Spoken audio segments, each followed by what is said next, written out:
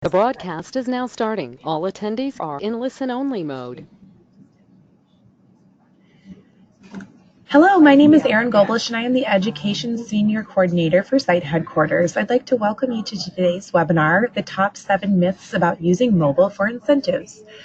Site is pleased to add this to our 2018 webcast programming for this informative and educational event. Before we begin, I'd like to remind the audience that all attendees are on listen-only mode and to please feel free to submit your questions throughout the event via the question toolbox or question box on your GoToWebinar toolbar. We will reserve time at the end of today's presentation for any questions. Following the webinar, you will be allowed to evaluate today's session through a tool, and your feedback is greatly appreciated. So with that, I'd like to hand it over to our presenter today, Elise. Please start when you're ready. Hi, yes, thank you so much. We'll go ahead and get started then. And first off, I want to also welcome you to this webinar. We specifically designed it for incentive travel professionals, marketers, and planners. So today, what I really want to set out to do is I want to debunk several myths about using mobile for incentive travel events.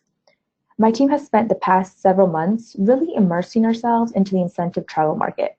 And what we found is that as incentive planners and marketers, you have some very specific challenges that a trade show or user conference doesn't face.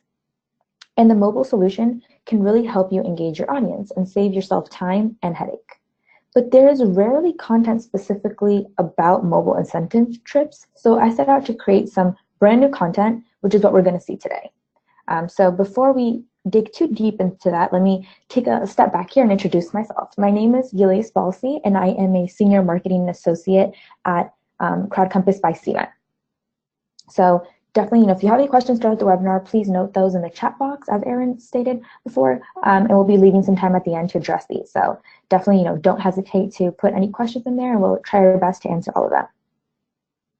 All right, so digging deep into this now, let's start by looking at this from a 10,000-foot view first. So we know that, we're all continuing to hear about mobile, and you might ask yourself, what's all the buzz? We know mobile isn't a fad now. We know it's here to stay.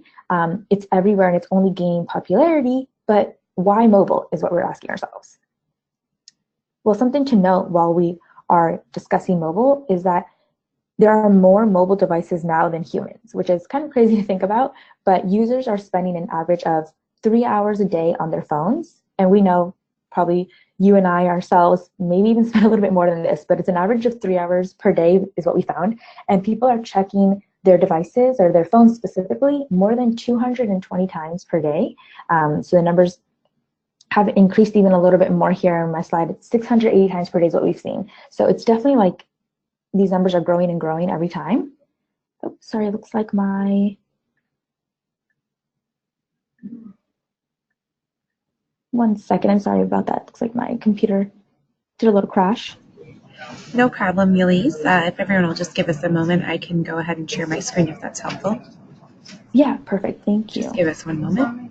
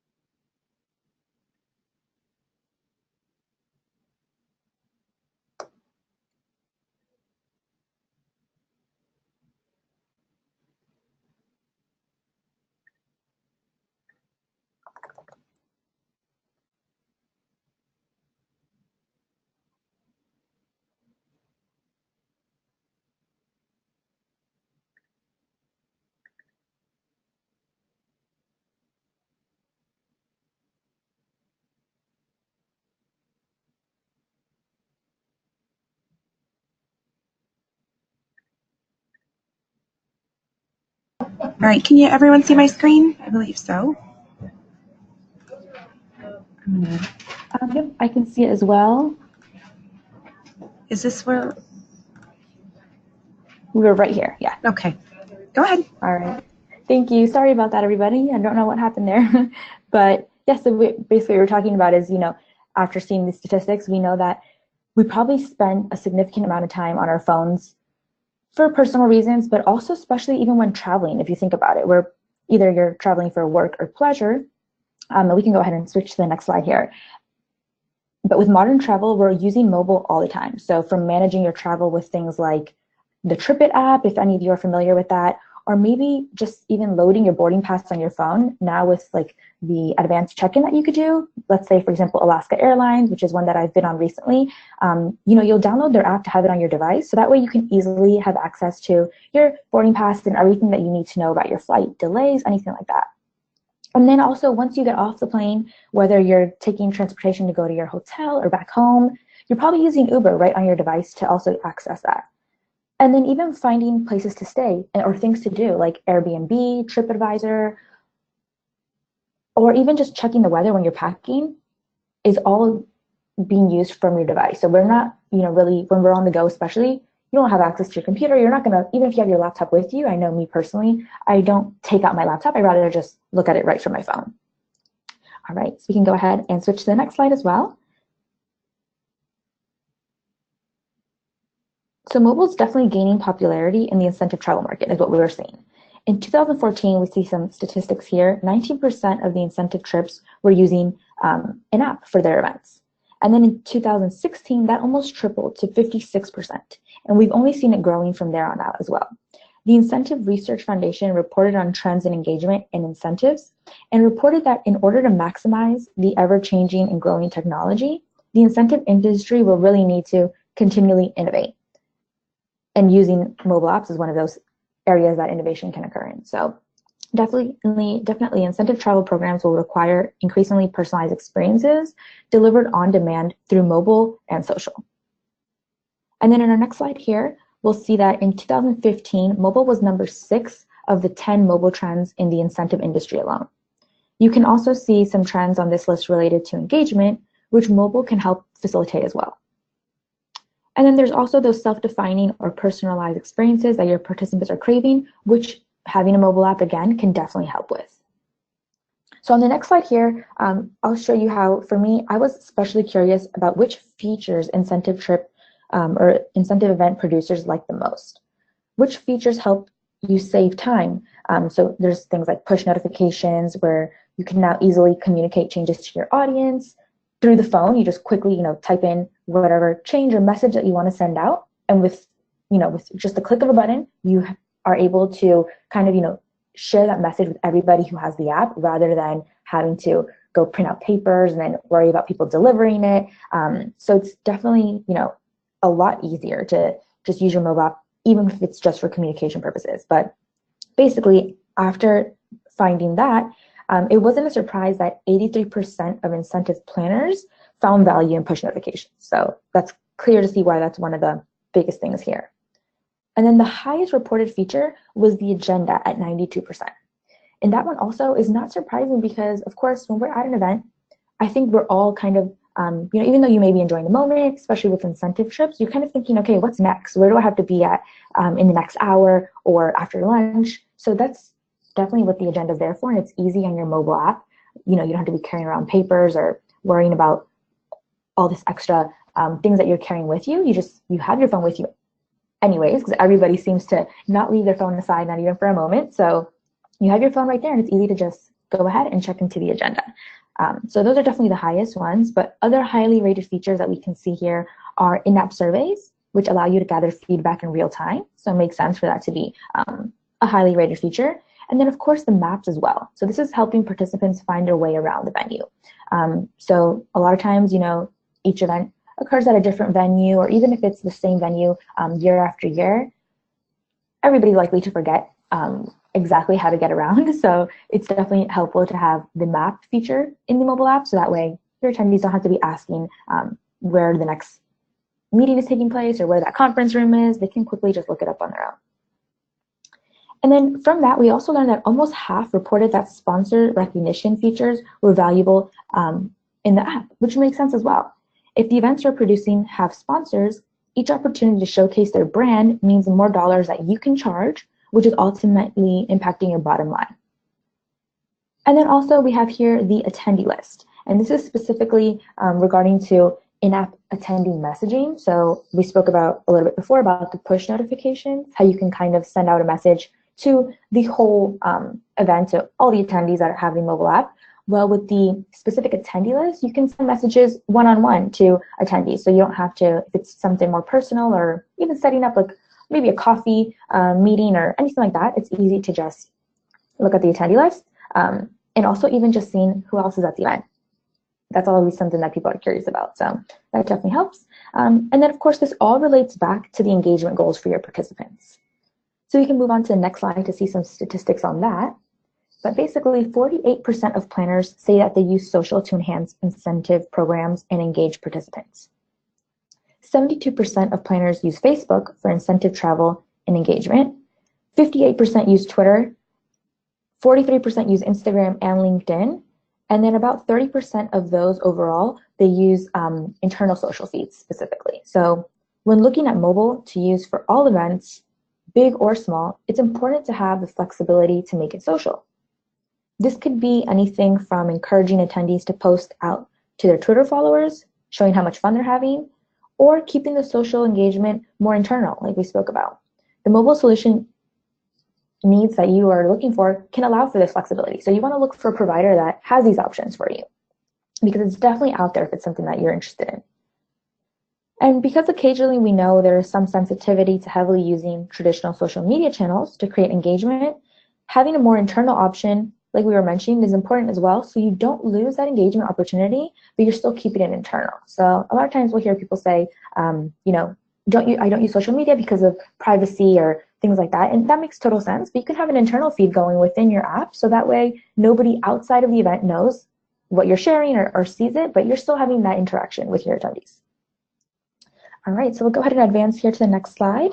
And in fact, what we've seen is as engagement and personalization becomes more important each day, we can expect to see other features becoming more popular for incentive event producers, including gamification, like we see here.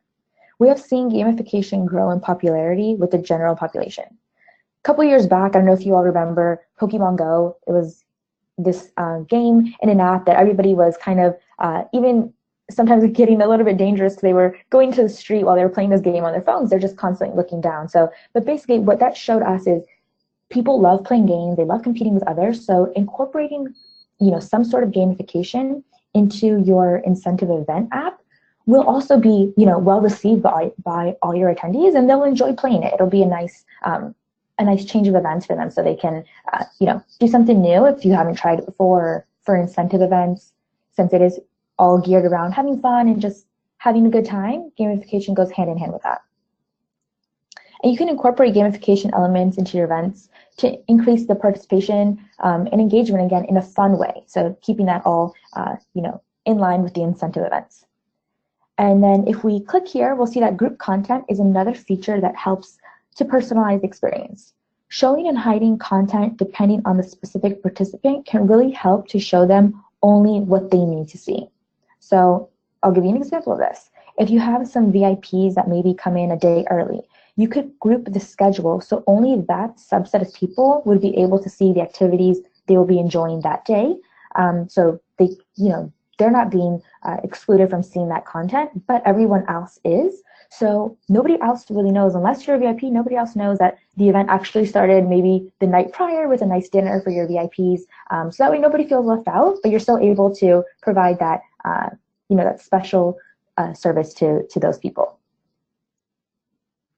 All right, and then lastly, we'll look at the, when looking at like my crystal ball, if there was one, when I consider what features incentive travels would love, I automatically also think about custom icons. And we can kind of see in the image to the right how these icons are the colors are custom made to match your event. So adding this kind of extra feel is definitely nice. It's appreciated in the app. It makes it look a lot nicer. You can see it there in the image again. And it's just like adding the custom icons. You can customize the image there, but you can also just add something different. So we see the general like attendees icon, schedule. Those are kind of, the icons that you don't want to miss out on, of course. But you can also add some custom ones of your own. You can add some know before you go information. That could be an icon right on the home screen. Maybe even like if you're going to let's say a different country or something, you can put in weather. That's always a popular thing, so people know what to pack. maybe even integrating the app with the resort that you're going to. Maybe if there's like a spa at the resort, you can even, link that to one of the icons so people can make reservations with the spa, get a massage, anything like that. Really, the sky is the limit since you can link these icons with a URL. So really, you can link to anything you like. You can, whatever you think is going to be helpful to your attendees or fun for them, you can definitely include that in here. So despite all of this that we've talked about, not all incentive planners are using mobile. So what I really want to do today is I want to debunk several myths about using mobile at incentive events. Because like I said, there's all these reasons why you should, but yet we're not seeing, all incentive planners using it. So we wanted to know why. All right, so before I do go into this, I want to introduce you to Amia, which is a client of Cvent and a company we spoke with to get some insights, from the other side, we can say, from the actual planners on using mobile for incentive events. So to give you a little background, Amia is a full-service event management company who combines the top technologies and industry partnerships with the most experienced and caring individuals. Amia provides strategy, event management, sponsorship, support, and data and analytics for incentive travel, as well as sales kickoffs, strategic meetings, and other special events. So Caroline is the planner that we spoke to, and she helps to plan hundreds of events and uses mobile on more than half of them. And ever since they started using mobile, Caroline has shared with us that their adoption just continues to increase. So with each year, people are more and more, they're expecting that mobile app, so they're more willing to download. And then those that don't have the app, they're also, kind of feeling left out at that point. So they definitely want to download. So that's what she shared with us that she has seen. And then she also noted that once they started using mobile, she kind of realized that how much it helped her save time with sending out messages on last minute changes, anything of that sort. That now she actually says that she won't go back to not using the mobile app because of how much she relies on it now and how much it has saved her time and money. All right, so we'll go into the next slide here, but basically it's a great communication tool, having the mobile app to use for your events. In this day and age, Caroline shared with us, she would never consider not using mobile at her events because of the ease of use of reaching her attendees. So even if there were nothing else, just how easy it makes communication with attendees is, more than enough for her to not want to go back to not using a mobile event app. So it also gave kind of the attendees the ability to arrive at the event with all the information they need right in the palm of their hand. So here we can see some of the apps that Amia has done themselves. So you can kind of see for each event, you can change the look and feel. If it's an annual event, again, you can kind of keep it the same year after year, but if you wanted to change, you can do drastic changes, kind of like what we see here. And with each event, Amia continues to improve how they want their app to look. So we can kind of see on the right, they have the custom icons on the rightmost image. And they use the app to include all things that attendees need to know. Like we see the schedule there, of course, that's definitely something that's necessary, maps of the hotel, anything like that. Those are definitely necessary things that you don't want to go without.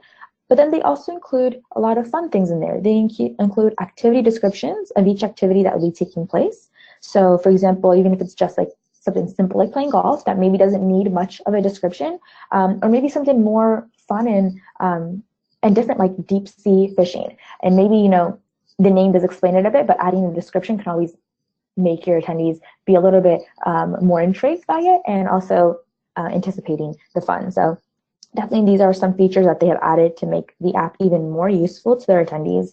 Like we see as well, they have a weather icon, which is that sun image right there. They like to include nearby restaurants that may interest attendees. And most of all, they just love how easy it is to communicate with the app. Like we said, any change in the schedule that happens more frequent than we would like to admit, I think, but they can use this, the app to use the push notifications to send, that general message out to everybody, or even if it's more of a personal message, they can send that quickly through the attendee list. So definitely mobile will help you facilitate engagement at your events. And we can see that in the next slide here. So kind of looking at this ROI equation, we can say it helps you with engagement. Then if we click again, it'll show you how it saves you money, as well as saving you time, which is our last one there. But definitely, this is all the ways that you can get the greatest return on investment for having the mobile app. And we're going to touch on specific ways that you can deliver a great ROI with the mobile app, which we're going to dive into right now. So again, what I really wanted to talk about was the 7 myths about using mobile for incentive trips. And these myths have really surfaced through conversations with companies like Amia and Caroline, who works there, and research that I have done specifically within the incentive industry. This may likely be, one of the first times that you've seen this kind of information, because when we were doing this research, we found that there wasn't really many statistics around this. So incentive events are truly unique. So when you're looking at integrating technology, there are very specific questions and concerns that come up, and we totally get that. So that's kind of what I wanted to address here with these 7 myths. So the first myth is that attendees prefer getting trip details through email. So almost every planner that I talked to say that if they aren't using mobile, they're using emails. That's kind of like the #1 thing, that if you don't have a mobile event app, you're probably using email as your main form of communication with your attendees. And leading up to the event, that's probably not just one email, it's probably a lot of emails, and probably also includes a lot of printing as well if you're using any type of brochure or anything like that. So we can switch the slides here, but when you start to put yourself into your attendees' shoes, it becomes clear that email is limiting, and sometimes, honestly, it can be very overwhelming. If you send an email every week leading up to the event, it can become difficult to manage what content was in each email, and it's just a lot of different forms of communication, or a lot of different emails coming in, and you don't have everything in one spot to look at easily. So especially as things are changing, emailing doesn't always allow attendees to have, like we said, everything in one place. So it's not a live updating type of thing. So like with mobile app, you can make a change and it'll automatically push out to the mobile app. So it's a live form of communication. So common scenario and something you can think about is the know before you go email. We all get those before we're going to an event with all the information that are like must knows before we arrive.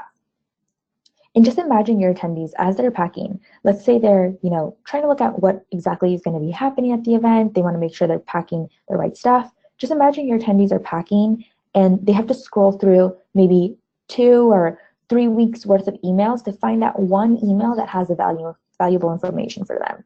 It's truly a pain. I've actually done this myself. And it's not a fun time, because you spend maybe about 20-30 minutes actually looking for the email, and you're probably already in a rush packing, so it's not great. It's actually a pain. And while they most likely attendees access email from their phone, right from their device, email isn't the best tool, or it's not designed even to aggregate information from multiple emails into one easy to find place. But beyond that, these participants want to engage even before they start packing. So 39% of attendees say that the attendee list and attendee messaging is their favorite feature. Whether it's to figure out who else is going or what kind of spa services are available when they get there, they want this information to check and peruse through before they arrive. So for you as planners, this pre-event engagement is key. And this is something that you'll get only through the mobile app. So that's our first myth. And then going into our second myth, this is about connectivity. So many times these events are held overseas. Incentive events are held at resorts where connectivity can be spotty. And we like to believe that Wi-Fi will be available everywhere, but that just isn't always the case, we know. So especially during any excursions you might be doing at the event, no way is your phone getting Wi-Fi while you're out snorkeling with sharks or swimming in caves. That's just something that we know won't be true. So if we switch here, we'll see that the beauty of having mobile apps is that many times they are native.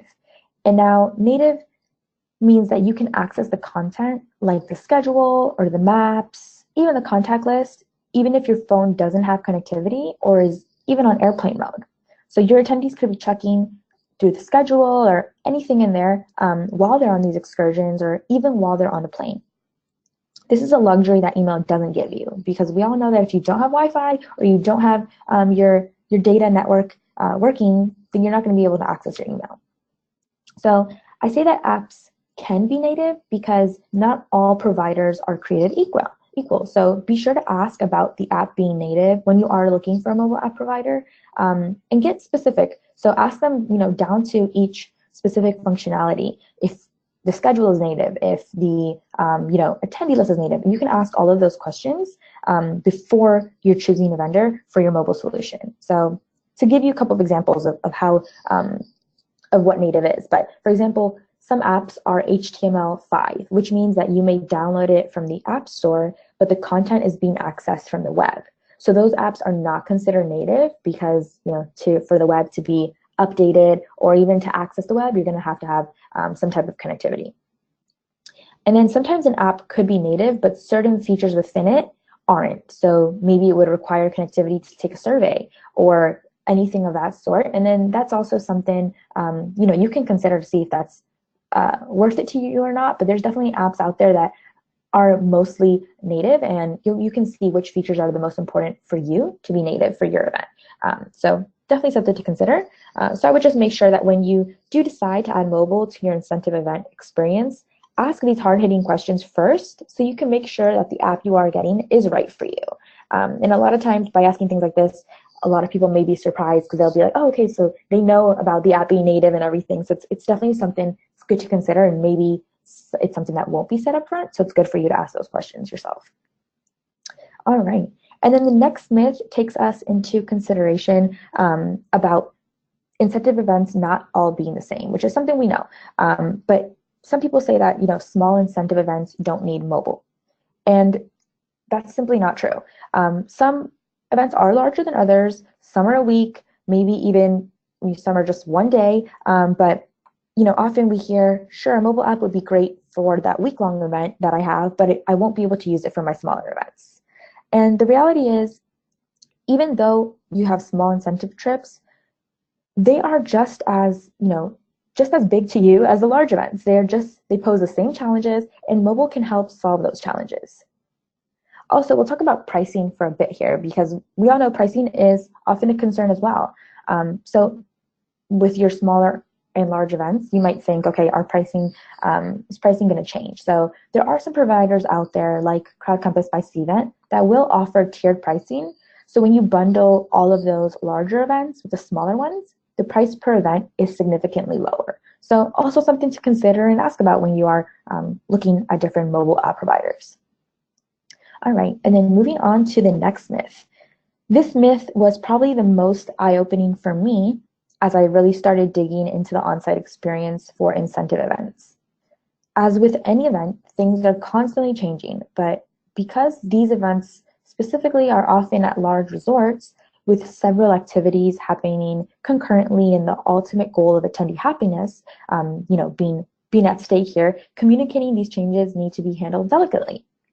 So it was shocking to me that most planners were either printing updates and going door to door, slipping these notes under the door. Others would call each room, hoping to get someone on the other end. Either way, this would never guarantee 100% of the time to work. And even, as a backup, what people would do is they would assign a resource to make sure people didn't show up to the old location or the old time of the session or anything like that. So they'll put somebody there to kind of redirect any of those people that didn't get the paper or the phone call. So some planners even talked about using digital signage in combination with some of these other tactics, but all of these would require a lot of time and honestly a lot of money too, to print out all those papers again and all that. So updates on site are tough, but it's a reality. There are a lot of updates that happen on site, and it isn't easy if attendees don't know about the changes. That can create a big problem potentially and a frustrating experience overall. So something as simple as an outdoor reception being rained out could mean for you as much as 10 hours of having to be printing out papers, delivering updates, and even as much as 3 hours with digital signage. So with mobile, those updates can be made in a matter of minutes and pushed live to your attendees in real time. So you really save yourself so much time with any update that happens on site that we know will most likely happen. So something to understand is also like something we know all too well at Cvent is that you as planners have a tough job to do. We know that. Forbes even reported that meeting and event planners have the 5th most stressful job, right behind firefighters, which is also a very stressful job, but we can see just the magnitude of how stressful it is to plan an event. So by adding another solution like mobile, you need it to work for you rather than work against you. This tool should be saving you time, not causing you extra work. For many planners I spoke to, there's a concern that, by using a mobile app, it will take too much time, which is what we see here. So not only building the app, but addressing technology and questions on site or issues that may arise, they think that all of this will take way too much time. So I set out to kind of, look through this myth and see if it was true. And the reality is that, again, like we said, not all providers are created equal, but in most cases, mobile is going to be an important part of your return on investment story. It's going to save you a lot of time. So some we have talked about earlier, such as saving time on updates and just saving you time in general. But I would encourage you to ask these tough questions to ensure the provider you're choosing will help you do your job better. A lot of times this means having the support you need when you need it. If a question arises, you should be able to pick up the phone or email, or ideally, maybe even find the answer yourself through a published resource that this provider may have on their website. So you want to make sure your provider has that type of support that you need, and you also want to make sure that it's an intuitive and reliable platform overall. Because ultimately, again, mobile is an opportunity to not only save yourself time, but also increase engagement. As we have discussed, saving time and money through printing, but also sponsorship opportunities is a great way to get that return on investment. All right, so move here to our next slide. And speaking of cost, many planners see the value of mobile, but we do know that everyone has a budget. In fact, in many cases, budgets are staying the same, but leaders are now expecting more return, which is kind of crazy to think about, but this is a concern that comes to mind when you're thinking about mobile. You want to also consider your budget and be conscious of that. So going to the next slide here, we'll go back to our ROI equation that we saw just a moment ago.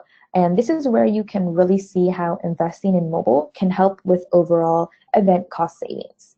A fun fact is, per person, mobile costs less than what you spend on coffee at your event per person. So it's definitely, when you think about it in that scope by how many people it's reaching, it's not an expensive tool, but again, of course, price is always something to consider. So something to compare on that same type of example with mobile versus coffee. When you use mobile, attendees will walk away remembering this great experience that they had, and they'll be able to, see how easy it was this time around if it's your first time using mobile. But it can almost be said that, you're probably not going to get that same type of return on investment from that coffee. Sure, people will enjoy the coffee, but at the end of the event, are they really going to remember how great that coffee was?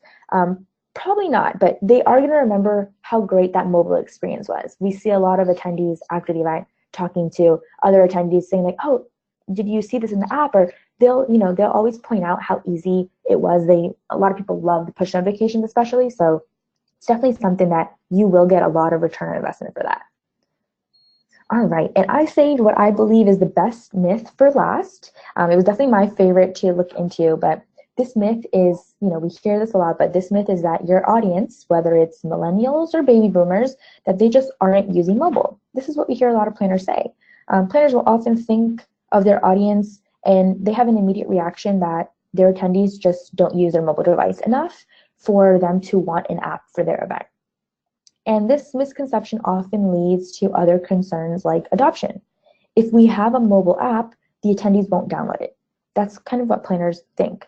But in order to debunk this myth, I wanted to stick to the facts. So what we see here, these are real numbers that we have seen. In fact, Edelman recently did a survey of event attendees. The survey was of over 1,000 attendees. And we see metrics all the time about the general population, but this data that I'm showing you now is specifically about event attendees. So we'll take a look at it here. But what you can see is everyone from millennials to baby boomers own a smartphone, and they use a smartphone daily. So we look at these figures here, 91% of baby boomers use a smartphone. So gone are the days of just the younger crowd using mobile. We all know that that was kind of like something that people thought of when mobile was just coming around, but now we really see that that's no longer the case. Everyone is using it, whether to stay in touch with family or stay in touch with their friends. maybe even just for like scheduling their day-to-day activities, or using it to help with travel or navigation, like we talked about earlier. No matter what it is, everybody is using a smartphone nowadays. So we dug into this data a bit more, and we can click to the next slide to see exactly, what we did with these metrics. And we see that millennials and Gen Xers report downloading the event app if it is available. The baby boomers number is a bit lower. So what this tells me is that the older generation is using mobile every day, as we saw. So we just need to make sure that we are showing them the true value of a mobile event app. So they download the app at the event because they see the value in it. So basically what we're seeing is, everybody has a smartphone, but some people are maybe less willing to download it just because they don't see the value of it. So maybe they, if they don't know that the schedule is in the app, or they don't know all these maybe exclusive pieces of information that they can get from the mobile app, they might just not download it because of that reason, but it's not because they don't use the app in general. So again, we want to show the value, and by showing the value, you'll see the adoption increase across all generations. So we can go ahead and switch to the next slide here. But basically, we went through a lot of content today. I know we debunked 7 myths here, but it could be a lot to remember. So as a reminder, I kind of wanted to run through these again with you here. But as a reminder of the 7 myths that we tested here, starting with the first one, attendees preferring email. We learned that, that's simply not true. Of course, attendees want to be able to easily access information, and they definitely use email for other purposes. But when it comes to having all the necessary information you need, especially for like an event and even, an incentive trip, having all the information in one location is what is truly helpful and appreciated by attendees. So also we see here, with connectivity, we know that if you choose the right provider that has a truly native app, connectivity is not going to be an issue either. So that's definitely something that, again, is something to consider. You want to ask those tough questions, but it's out there. There are mobile app providers out there that have truly native apps for you. All right, and then we also know that with mobile, it's not going to cause you extra work. It's actually going to save you time. That's what it's meant to do. And then, of course, we learned as this very last myth that we just went over that if you show the value of mobile to your attendees, adoption will increase in all generations. So it's not just the older people, like we think that aren't using mobile, that aren't going to download the app, but it's truly anybody who just doesn't see the value in it, they're not going to download it. So it's kind of, our jobs to make sure that they see the value, and even people like to offer, special maybe little pieces of information, or if it applies to your event, a special type of discount or prize for those that are using the mobile app, just to get them, on board with it. And then once you get them on board, that first time, every time after that, I think they'll just always be waiting for that mobile app, and they'll be looking to download it for the next event because they'll see how much it helped them. So now if we move on to the next slide, the question really is, how do you convince your stakeholders that mobile will be a valuable engagement tool at your event? It'll save you time and impact your bottom line. How do you, kind of relate this information to them? And this is definitely something that I think we all have to do when we're considering, adding this type of technology to our events. So the first thing I would recommend is thinking about what your event goals are, and then building the event app around those goals. So for example, if your event goal is to educate your audience, then you want to focus on features like schedule, handouts, connecting with speakers, anything of that sort. And then if your event goal is just to have fun, then focus on gamification and make sure that your attendees have a seamless experience so they can really concentrate on all the fun. And then we can see the next bullet here is, most incentive trips focus on employee loyalty, which I found very interesting when I was doing this research. So this is a key goal. So when talking to stakeholders, speak about the value of mobile to help increase that employee loyalty.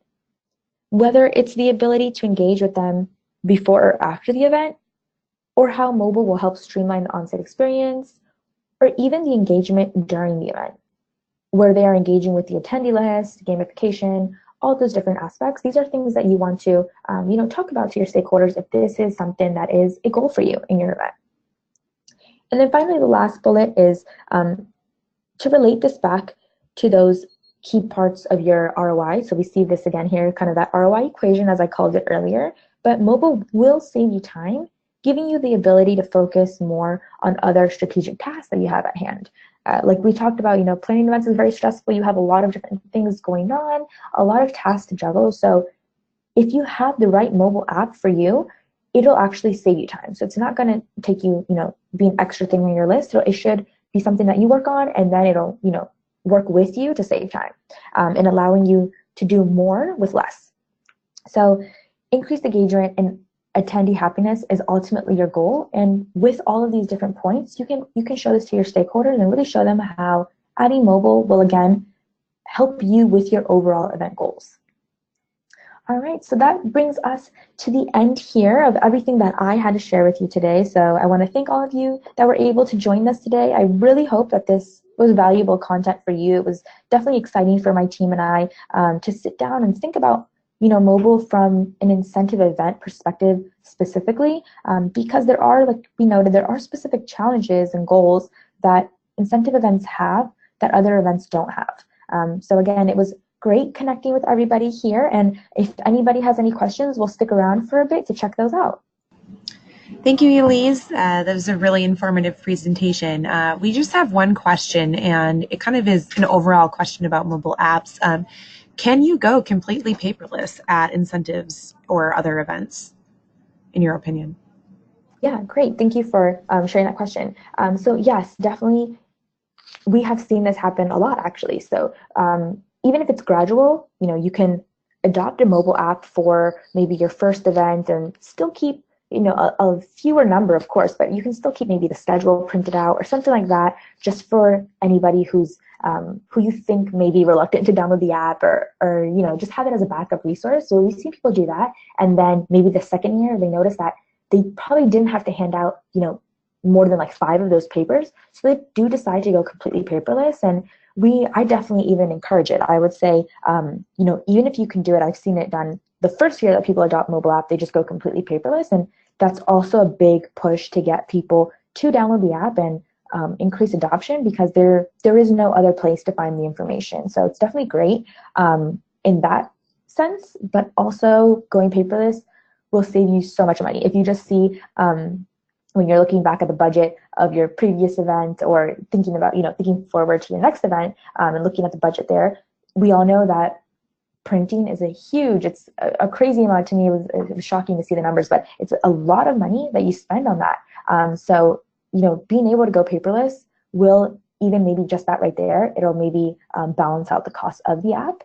And then not to mention, that's just 1 year, not to mention all the years going that you'll be using it after that as well. So definitely, to go back to answer your question, going paperless is something that we have seen people do. And again, we even recommend it, and you won't regret it after doing it. So definitely, that's a good choice to make. But yeah, so if there aren't any other questions, I again thank everybody for joining, and I hope to hear from you soon. Thank you, Elise, and thank you for all of our participants today listening to this webcast. I really appreciate everyone's time, and Elise, thank you for providing this learning opportunity for us all. I know I learned something. So thanks again for attending, and I hope everyone has a good rest of your day.